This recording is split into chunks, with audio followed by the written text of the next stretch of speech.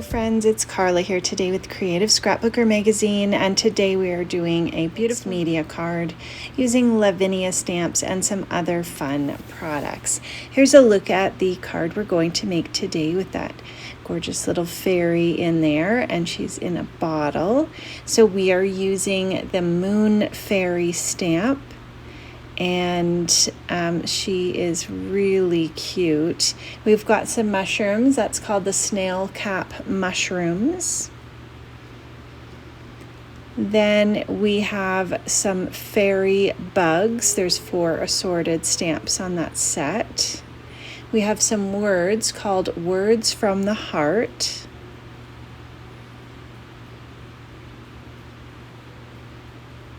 And we have these corks that are simply called corks, and there's 3 different stamps that fit into these stenciled bottles. So these are sticker stencils, and number 6 is the stencil set.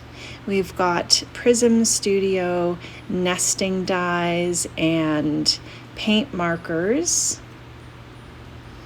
Then we've got some Olfa craft scissors. These are little stitching scissors, which are great for fussy cutting. And we've got a Lavinia Stamps brush for doing some stenciling with these wonderful inks. These are the Lavinia Elements inks.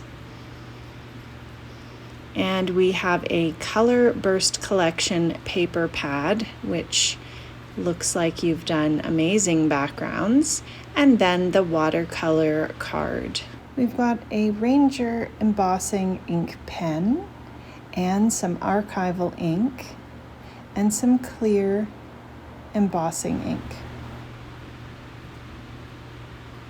And then we have a Prism Studio stamp block. I really like that size. And then some Lavinia Dinkles powders. So these are beautiful powders that you can sprinkle on. And we have the Mica Minerals, and those are shimmery powders. So here we have our sticker stencil. You simply pull that off the backing, and it does have a little bit of tackiness in the back. It's going to stick to your paper. This is the Lavinia watercolor cardstock. And I'm using the stencil brush and just lightly going around the edge of that stencil. So I'm actually starting on the stencil so I don't get a blotch of ink on my watercolor cardstock. And then I'm pulling that around all the way around that sticker stencil. So the stick is really nice because then you don't have to worry about things sliding under the stencil, especially because we are going to be adding some water to it. We've got the pink, which is magenta, and I'm simply dipping a dry paintbrush into the powder and tapping it lightly on top. We have the blue, which is Blue Dragon, and I'm not putting a lot on. A little goes a long way. So we're just tapping those onto the paper, and then I'm wiping the brush onto a cloth. The yellow is called Deep Yellow. There's several colors in their line of these Dinkles powders, and they're so nice and vibrant. So as soon as we start spraying, you're going to see those powders really come alive.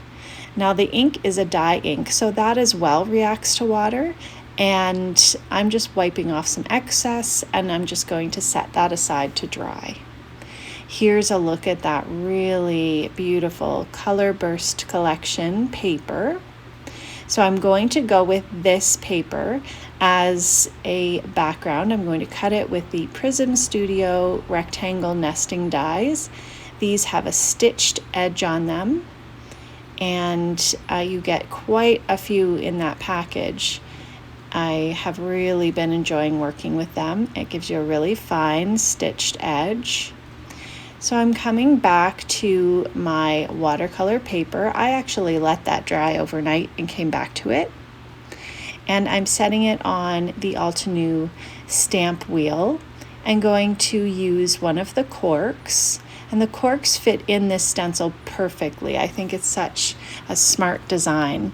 So I'm going to go with the Sahara Elements ink, and I'm putting that ink onto the cork, but I'm rubbing off or just dabbing off the cork part that would be inside the bottle.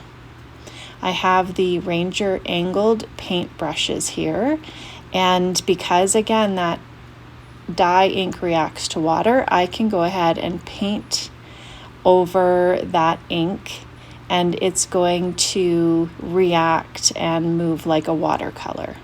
So I want this to be a little bit lighter. I'm going to come in with a paper towel, just dab that off and make it look like the cork is inside that bottle. So the paintbrush in the water is picking up a little bit of that blue ink along the edge. And then I'm just lightly drying that so we can go ahead and continue with our stamping. You do want to use a stamp press or some kind of positioning tool for this technique. I'm just positioning things on to get an idea of where I want everything to go. And I'm going to stamp the mushroom caps first. So I've got the archival ink. This is a permanent waterproof ink, and I'm able to stamp on top of that watercolor project and not worry about any kind of that black ink moving. So I stamped the snail caps, and now I can come in with those paint markers, and you want to give them a little shake back and forth. You can hear the ball inside, and then you can start coloring. So this is why we want to make sure that we leave the stamp on and leave our image in the same place, because we're actually going to stamp on top. So we're coloring in the various areas of our image. So that first stamping is more of just a placement stamp, so we know where to color in, and then we will stamp over top. I do usually stamp the black images. I go over them 2 or 3 times till I get a really nice black effect. I didn't show that in the video, but I usually do stamp a couple times at least. The paint markers are very nice. They go on really easily, and you can get in some fine areas. And here I'm going over again. I did let that paint dry a little bit, but it doesn't take long. And then I'm going back over top, and I'm going to stamp over top. So that really gives us the detail over top of that paint. I do like the Ranger archival ink for cleaning my stamps. They're not going to come completely clean, especially with a solid stamp, but you're going to get off anything that might transfer. So here we can come in with the fairy stamp, and especially with the ones that are a little more solid, I do those a couple times. And I like using these paints because with this technique, you're going to come back over top with that stamp. And if you go to the lines a little bit, it's not going to matter. It's going to be covered when you stamp again over the top. I think the blue hair looks great on her. And here you'll see after we go over it, how fun the details of the wings and the hair are. I'm going to add a little bit of this clear embossing ink because we're going to add those mica minerals, and they stick very nicely when you add the clear embossing ink or the pen. So all you do is lightly dip your paintbrush, your dry paintbrush, into those minerals, and then you can just wipe away the excess, and anywhere where you had the embossing ink, you're going to get those mica minerals to stick. So the white is the white sparkle, and then we'll come in a bit and use a pink one. So I'm going to add my sentiment, another piece of that color burst paper. I'm going to fussy cut out this cute bottle with the Olfa Crafts scissors, and I can just trim around that watercolor paper right around the edge of our stenciled image. And I'm just doing a little bit of edging with the ink again. So here's a look at that back panel that we cut with a nesting die. And we have one of the sparkle stamps from the Fairy Bug set. And here's the Rosable Mica Minerals. So I'm using the stamp block from Prism Studio and stamping directly on the background. And then picking up that mica mineral with the paintbrush, and you can kind of just see in the light how it sticks where that stamp and the embossing ink was.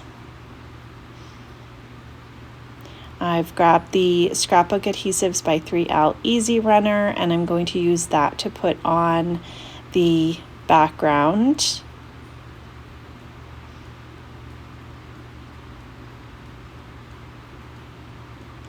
And we are going to use the Scrapbook Adhesives by 3L Foam Tape.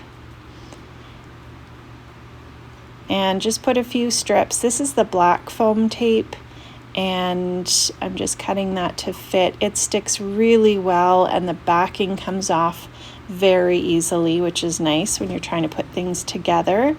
I've also grabbed the little foam strips, which are so handy and fit this sentiment perfectly.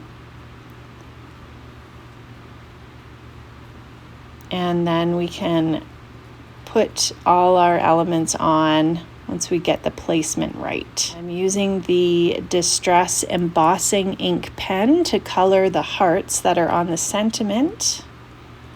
And then I can use that Rosable Mica Mineral again just to cover the hearts and give them a really nice little shimmer.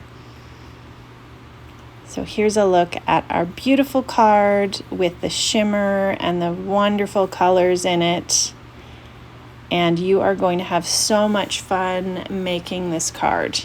So I hope that you'll check out some of these fun products that we use today. Thank you so much for taking your time to spend with us and hang out while we get crafty.